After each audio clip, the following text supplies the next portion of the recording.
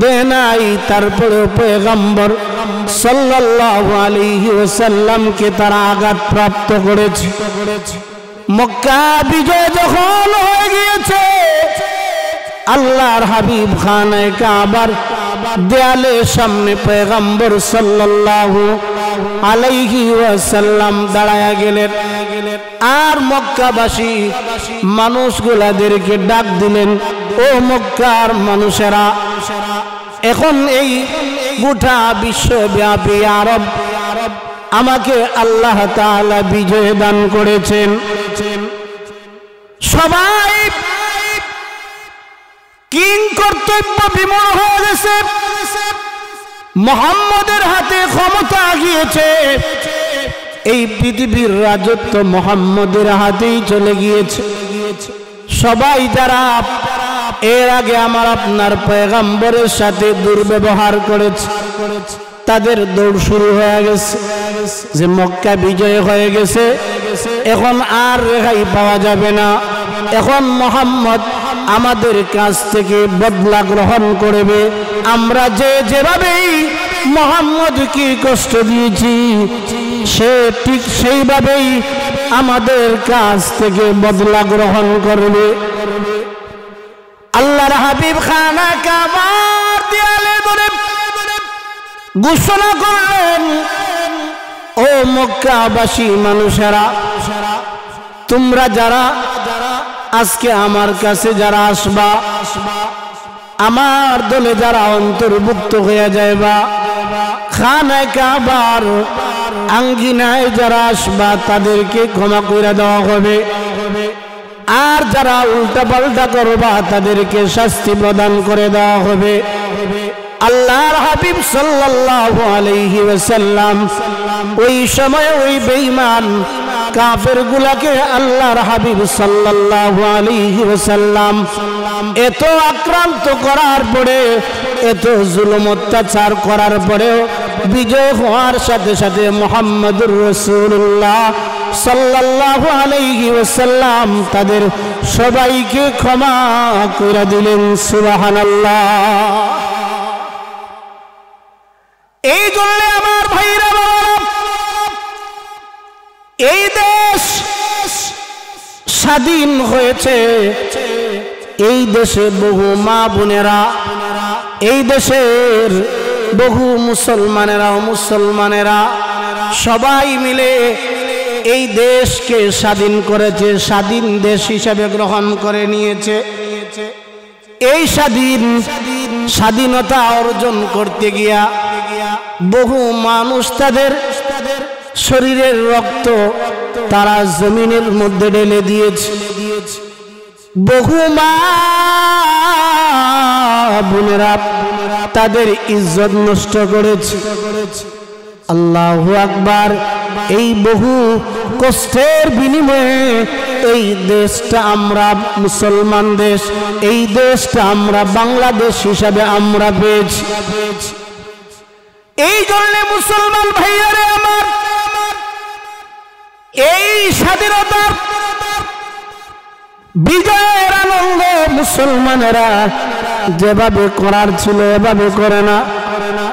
মুসলমান বিজয়ের আনন্দগুলা ইহুদি আর নাসারাদের মতো করে, কারণ বিজয় যাদের জন্য আসছে, যারা ত্যাগ করেছে, যারা তাদের জীবন দিয়েছে, যারা এই দেশের জন্য অনেক কষ্ট করলো, যারা এই লাল সবুজের পতাকা আমাদেরকে এনে দিল, তাদের জন্য যেভাবে করার সেভাবে যদি আমরা এই আনন্দটা উপভোগ করি, তাহলে সেটা গুনাহ হবে না, সেটা সওয়াবে রূপান্তরিত হয়ে যাবে। সুবহানাল্লাহ। তাদের জন্য দোয়া করা, তারা যেভাবে কষ্ট করলো, যারা তাদের তাজা রক্তটা জমিনের মধ্যে ফেলে দিল, এই সমস্ত মানুষগুলা যারা আল্লাহর রাস্তায় যারা শহীদ হয়ে গেল, তাদের মর্যাদা আল্লাহ তাআলার কাছে অনেক বেশি। শহীদ কাদেরকে বলা হয়?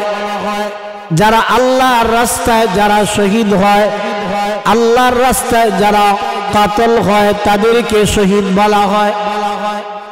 কিন্তু আমাদের দেশে অনেক সময় বিভিন্ন ধরনের প্রশ্ন থেকে থাকে যে যারা যুদ্ধের ময়দানে যারা জীবন দিল তাদেরকে কি শহীদ বলা যাবে কি যাবে না? এখন তো মুক্তিযোদ্ধাদের অভাব নাই, জীবনে মুক্তিযুদ্ধও করে নাই, মুক্তিযুদ্ধের সময়ে সে জন্মগ্রহণও করে নাই, অথচ তার কাছে সার্টিফিকেট আছে, সে মুক্তিযোদ্ধা।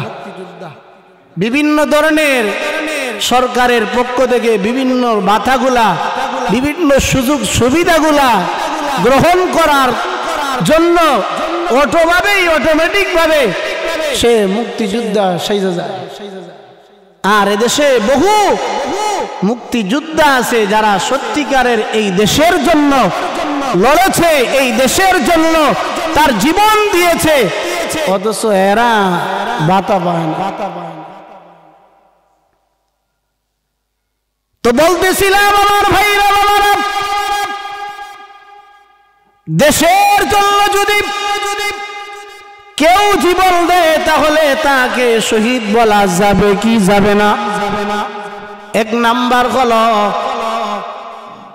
আল্লাহ তাআলা তার সব আমলগুলাকে একমাত্র নিয়তের উপর আল্লাহ তাআলা নির্ভর করেন।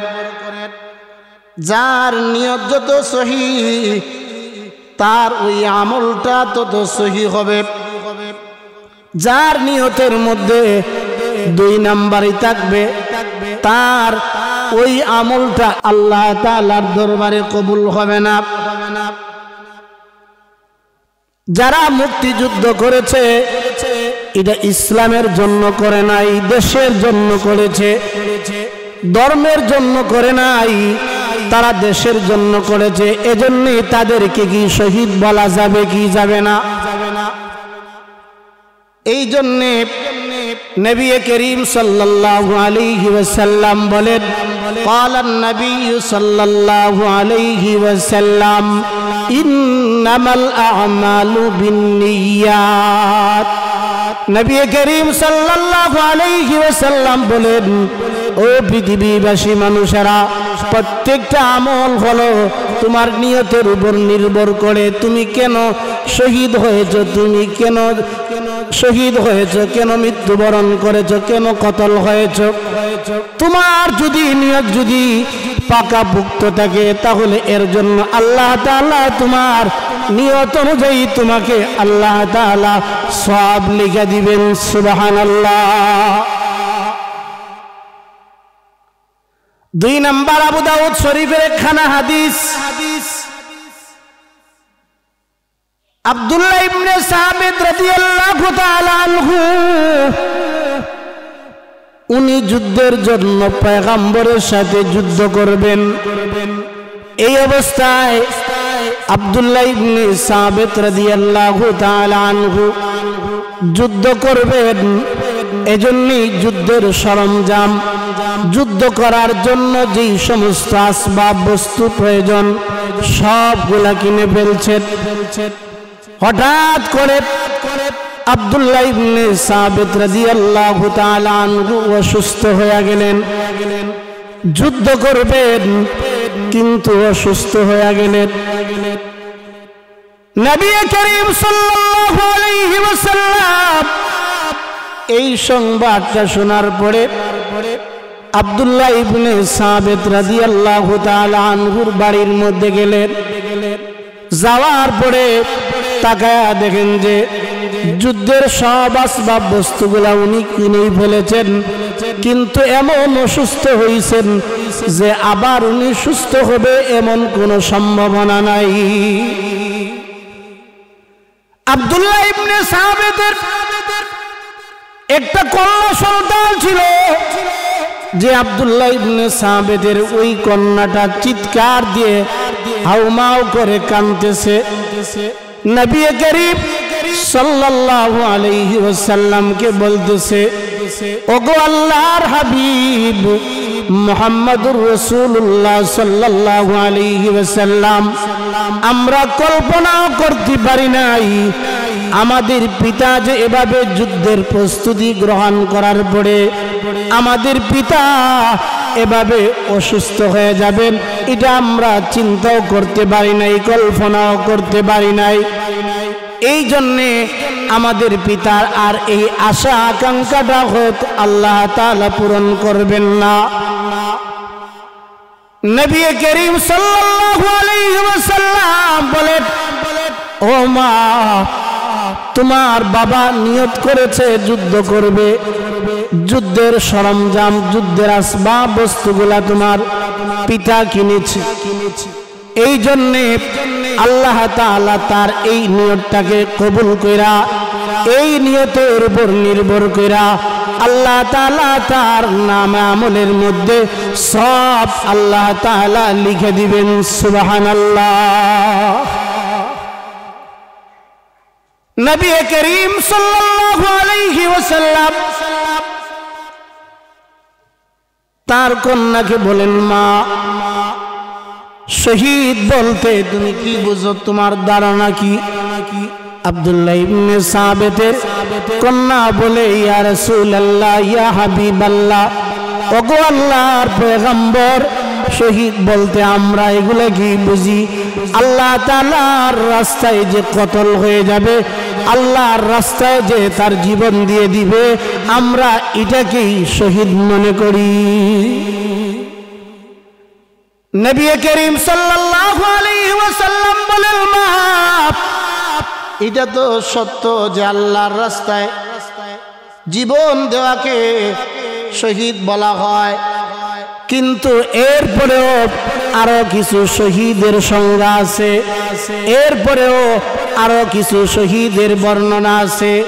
7 প্রকারের শহীদের সংজ্ঞা পয়গম্বর সাল্লাল্লাহু আলাইহি ওয়াসাল্লাম তার কাছে উপস্থাপন করলেন।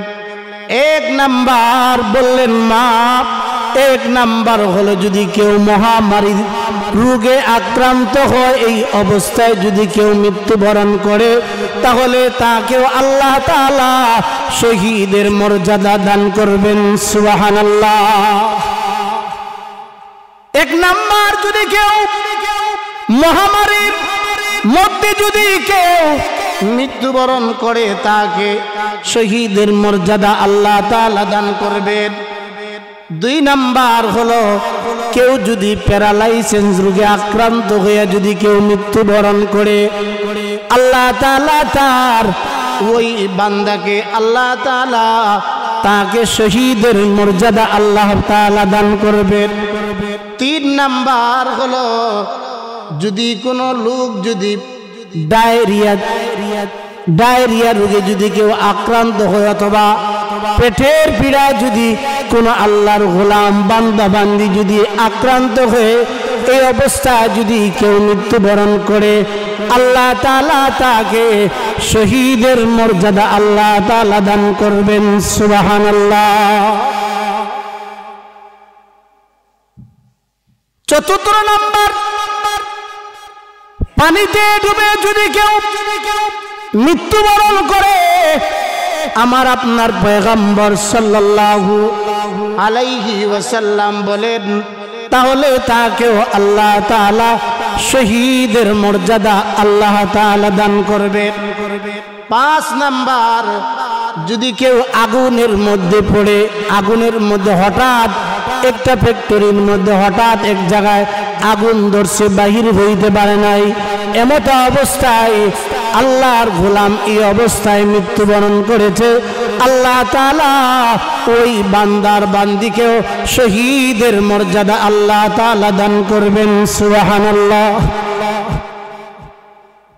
6 নাম্বার হলো যদি কোনো কিছুর নিচে বইরা অ্যাক্সিডেন্ট কইরা হঠাৎ হেঁটে হেঁটে যাচ্ছেন অথবা গাড়ির মধ্যে চড়ে যাচ্ছেন, একটা গাড়ি এসে আপনার এই গাড়িটাকে উল্টো পাল্টা কইরা দিল, এই অবস্থায় যদি অ্যাক্সিডেন্ট কইরা যদি আপনি সাথে সাথে মৃত্যুবরণ করেন, তাহলে ওই লোকটাকেও আল্লাহ তাআলা শহীদের মর্যাদা আল্লাহ তাআলা দান করবেন। সুবহানাল্লাহ।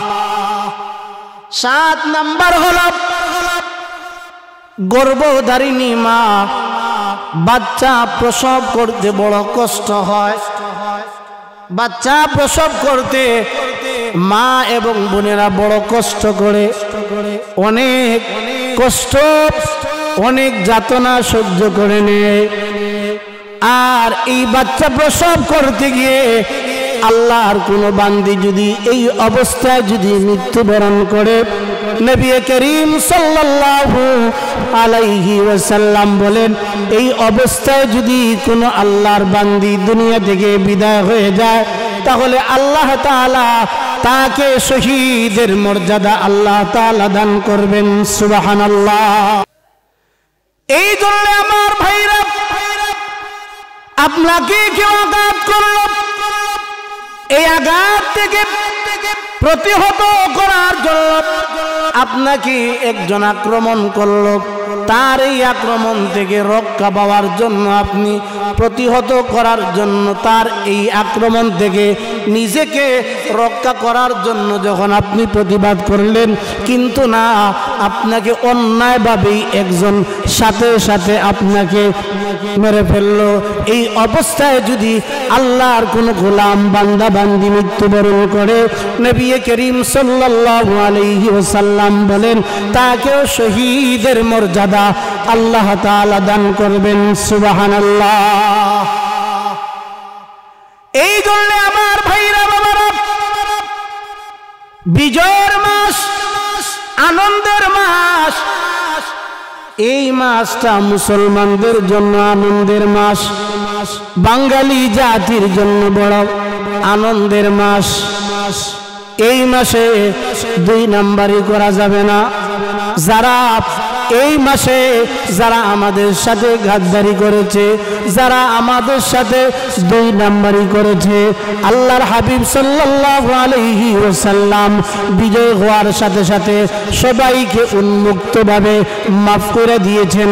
আমরা ওই বিজয়ের মাসে আমাদেরকে যারা বিভিন্ন সময়ে আক্রমণ করেছে, আমাদের শত্রুতানি করেছে, দেশের জন্য যারা বিরোধিতা করেছে, এখনই সময় এই বিজয়ের মাসে ওই মানুষগুলাকে ক্ষমা করে দেওয়া।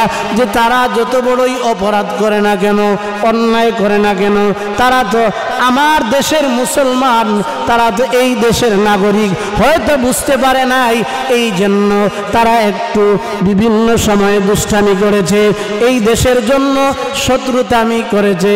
এজন্যই যেহেতু দেশ স্বাধীন হয়ে গিয়েছে, এজন্যই তাদেরকে ক্ষমা সুন্দর দৃষ্টিতে তাদের দিকে তাকায়া তাকা। আমাদের অবস্থা হলো এই, আমরা কেউ কাউকে ছাড় দিতে চাই না। আমাদের অবস্থা হলো, আমার বিরোধী যে কিয়ামত পর্যন্ত তাকে শাস্তি দিতে হবে।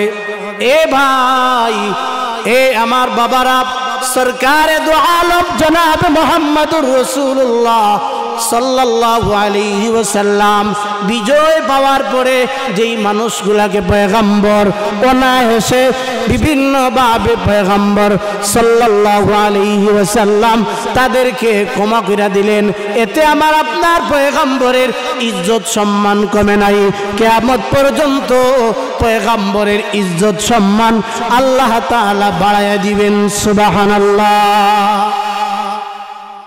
এজন্যই আমার ভাইরা বাবারা, যারা সামান্য একটু অপরাধের কারণে, অন্যায় করার কারণে, হয়তো আমার মতের বিরুদ্ধে, আমার দলের বিরুদ্ধে, এজন্যই এখনই সময়, এখনই ক্ষমতায় আছি, আমি এখন যা করার তাই কইরা নেই।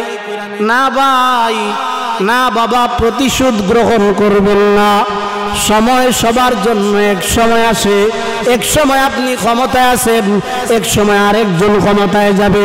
এখন আপনার হাতে ক্ষমতা আছে, এক সময় আরেকজনের হাতে ক্ষমতা থাকবে, এরপরে আরেকজনের হাতে ক্ষমতা থাকবে। এমন একটা উদার ভালোবাসা, এমন একটা উপস্থাপন, এমন একটা বিষয় আমরা দেখাবো যেন আমাদের সাথে যতই শত্রুতামি থাক, আমার যত ক্ষতি সাধন করে না কেন, আমি আল্লাহর হাবিব বিশ্ব নবী যেভাবে মাফ করে করে দিয়েছেন, আমিও সেভাবে মাফ করে দিলাম।